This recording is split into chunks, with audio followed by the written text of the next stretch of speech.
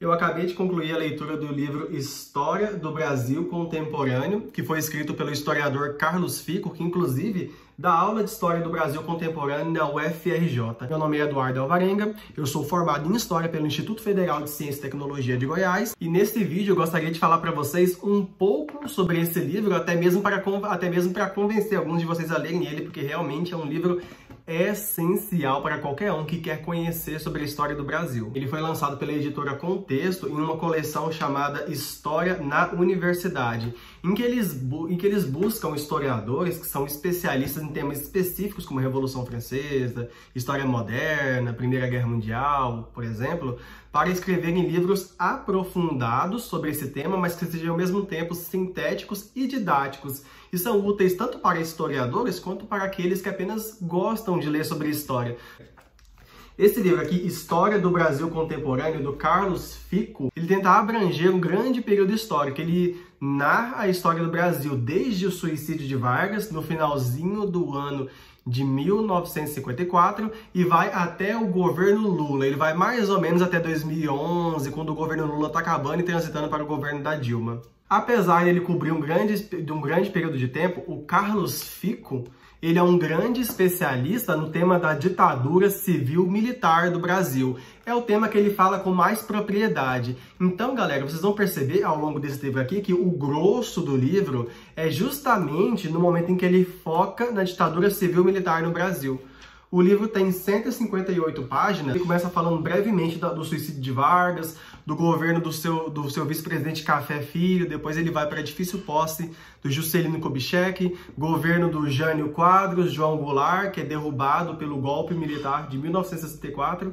E quando ele chega no período da ditadura militar, é quando ele se aprofunda e é quando ele começa a falar com muita propriedade de temas relacionados à censura, à repressão, a tortura, aos desaparecidos durante a ditadura militar. Ele fala, inclusive, sobre as guerrilhas de esquerda que surgiram como uma resposta ao endurecimento do regime militar. Ele fala, por exemplo, do Carlos do Lamarca, do Marighella. Ele vai falando, por exemplo, do papel do que os DOI-CODES tiveram na ditadura militar como locais de tortura e de assassinatos que não eram legais. Ele também vai falar dos vários mecanismos que eram utilizados não só para censurar meios de comunicação como jornais e televisão, mas ele vai falar que durante a ditadura militar existiu uma verdadeira rede de informação conectada pelo Brasil todo, em que as polícias e as várias frações do exército compartilhavam informações entre si. Algumas informações que hoje são conhecidas dos historiadores, mas outras que infelizmente nós não temos acesso e provavelmente nunca teremos. Ele fala sobre detalhes específicos dos governos dos presidentes generais, como Humberto de Alencar Castelo Branco, governo Costa e Silva, Emílio Garrastazu Médici, Ernest Geisel e João Figueiredo. Inclusive, galera, o Carlos Fico, ele especifica que dentro do exército não existia um consenso geral. Ele fala que dentro do exército existiam, inclusive, duas linhas: os militares moderados, que seguiam a linha do Castelo Branco, que não queriam um enrijecimento do regime tão grande assim, ou que ele durasse tanto tempo.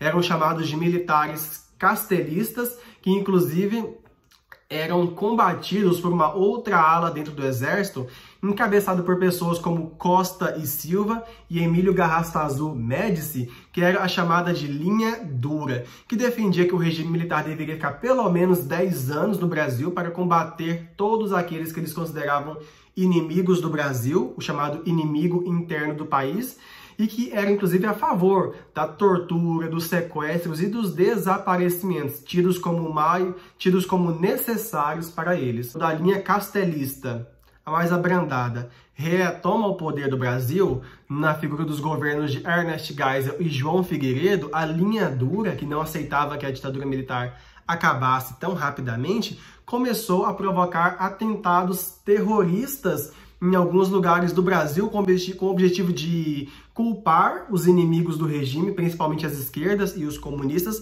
a fim de justificar a permanência da ditadura militar. Ele, inclusive, senta o atentado à bomba no Rio Centro. O auge desse terrorismo da direita aconteceria em abril de 1971, no atentado do Rio Centro. amplo centro de convenção do Rio de Janeiro. Vários artistas famosos se apresentavam celebrando o Dia do Trabalhador. Diante da multidão de espectadores, quando uma bomba explodiu. Felizmente, os autores do atentado cometeram algum erro e a bomba explodiu no colo do sargento que a conduzia dentro de um carro e o episódio passou despercebido pelo público que estava lá. O sargento Guilherme Pereira do Rosário morreu e o capitão Wilson Dias Machado, que estava ao seu lado, sobreviveu com ferimentos gravíssimos. Entretanto, as investigações não os identificaram como os autores, gerando grave crise do governo. Ainda assim, o atentado do Rio Centro tornou-se um marco, porque desde então cessaram as atividades terroristas da chamada linha dura. Ele vai falar, inclusive, galera, da difícil transição para a democracia. Várias formas de manifestações, como as guerrilhas de esquerda que foram totalmente eliminadas, foram combatidas, protestos operários no ABC Paulista e em Minas Gerais foram combatidos, as várias greves, como as várias manifestações civis pelo fim da ditadura, como a campanha das Diretas Já, estavam pressionando o governo, mas a ditadura militar só aceitou restituir o regime democrático no país com algumas condições, como, por exemplo, a anistia, ou seja, o perdão dos crimes de todos aqueles que haviam torturado e matado pessoas, né, durante a ditadura militar, que seria a anistia ampla e restrita, e também em troca e também com a condição de que o novo presidente civil seria escolhido através de uma eleição indireta, através de um presidente que seria eleito pelo colégio eleitoral. Como vocês bem sabem, no fim das contas, acabou que Tancredo Neves foi eleito presidente da República não através do voto popular, mas escolhido através de um colégio eleitoral e o seu vice era Sarney. Depois disso, mais brevemente, ele vai comentar sobre os episódios mais recentes da história do Brasil, aquilo que ele denomina de a história do tempo presente, que inclusive é uma história mais difícil de fazer para os historiadores, porque está se tratando de eventos do nosso cotidiano, com os quais nós mesmos estamos comprometidos, o que inclusive dificulta que o historiador tenha neutralidade diante desse tema. Ele vai falar da morte do Tancredo Neves, que foi um grande banho de água fria na sociedade, que estava eufórica com a possibilidade de um civil governar o país depois de tantos anos de ditadura militar, e sobre a posse do Sarney, que não tinha muito apoio da população. Vai falar da terrível crise econômica que foi herdada do fim da ditadura militar, como a crise da dívida externa, que eclodiu no Brasil, além da extraordinária inflação galopante que marcou os anos 80, que era tão terrível que chegou a marcar os anos 80 no Brasil como uma década perdida, porque foi uma década inteira em que o Brasil não conseguia fazer muita coisa, porque estava focado em combater a inflação. Alguns historiadores discordam com uma década totalmente perdida, porque nós também tivemos a conquista, que foi a restituição do Estado Democrático de Direito, como a criação da Constituição de 1988, que restabelecia a democracia no Brasil e o direito dos brasileiros de escolherem o seu futuro presidente através de eleições diretas. Mas, enfim, após a morte do Tancredo Neves, assumiu Sarney com seus diversos planos econômicos, Plano Cruzado 1, Plano Cruzado 2, Plano Bresser, Plano Verão, planos que, infelizmente, não conseguiram combater a inflação e fizeram com que a inflação fosse herdada pelo próximo presidente do Brasil, Fernando Collor, o primeiro presidente eleito pela população depois de tantos anos de ditadura. Collor, infelizmente, também não conseguiu combater a inflação e, mais do que isso, ficou extremamente impopular por conta da sua medida, inclusive até hoje comentada pelos brasileiros, de confisco das poupanças. Acabou que ele foi impeachmentado também, porque durante a investigação do que estava acontecendo descobriram, levantaram-se suspeitas de que ele estava envolvido em esquemas de corrupção, e mesmo ele tendo renunciado, ele ainda assim foi impeachmentado pelo Congresso Nacional e perdeu seus direitos políticos por 8 ou 10 anos, se não lembro bem. E após essa decepção do povo brasileiro com Collor, quem assumiu foi o seu vice, Itamar Franco. O Carlos Fico, ele fala que o Itamar Franco ele assumiu assim de maneira...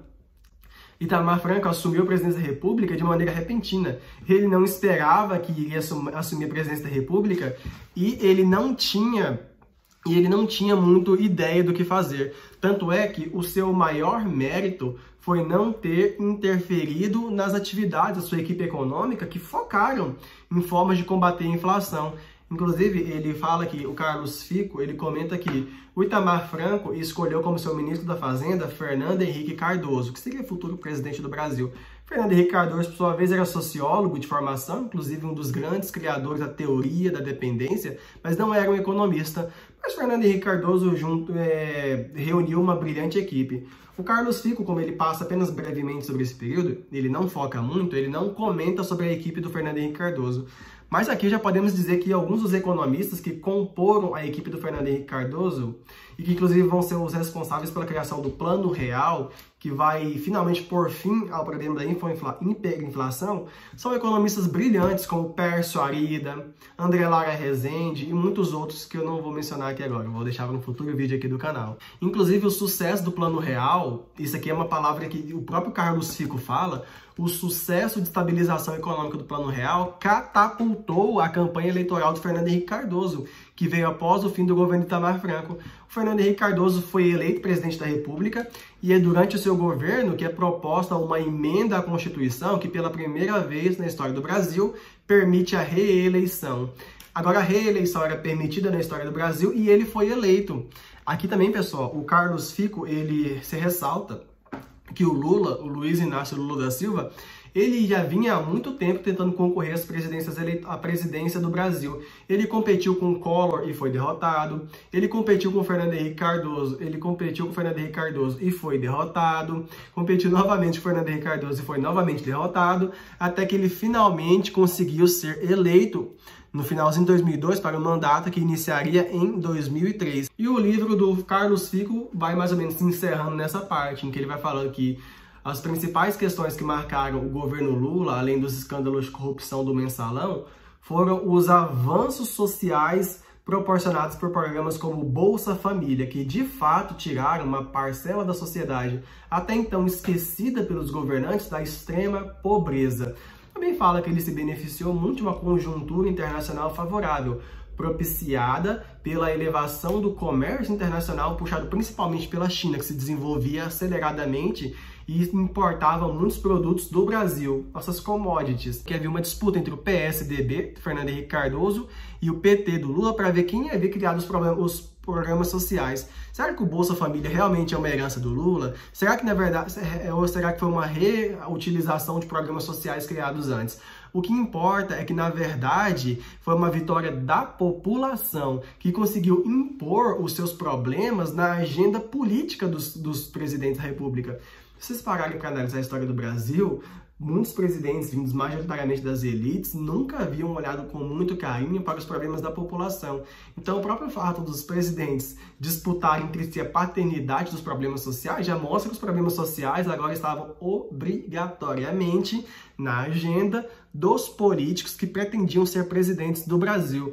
Inclusive, eu acho que é por isso que o André Singer, o filho do famoso Paul Singer, fez um diagnóstico interessantíssimo, que ele fala que avanços sociais como o Bolsa Família muito provavelmente jamais seriam dissolvidos por outros presidentes. Inclusive, agora, anos depois que o livro do Carlos Fico foi feito e que outros presidentes como Dilma, Temer e Bolsonaro foram eleitos, nós podemos confirmar que o diagnóstico do André Singer estava correto. Nenhum presidente que veio depois do Lula teve coragem de tirar esses auxílios sociais como o Bolsa Família.